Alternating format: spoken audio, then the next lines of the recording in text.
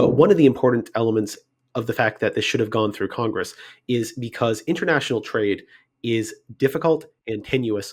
And in order to really execute it at scale, you need to have confidence that the regimes that are in place that are making allowing you to trade and everything like that are going to be in place the next day.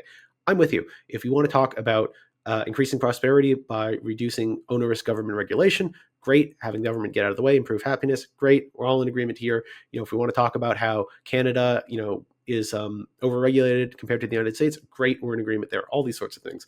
But at the same time, yeah, individuals can run across the border and import eggs. But if you want to have the sort of large scale trade that really like moves the needle on these sorts of things, you have to have a stable regime in which to operate in, which is just another reason why trade should not, these policies should not be made unilaterally and then on and off again as Trump did. That's like one of the enormous issues with the manner in which the tariffs were applied. It's not just that there are tariffs now, it's that it is exposed to the whole world that enormous really impactful economic policy can emanate and quickly become ephemeral, disappear in one person, and that makes international trade, which requires shipping ports, containers, deals. It's very complex. Invisible hand. No one can know all this sort of stuff, etc.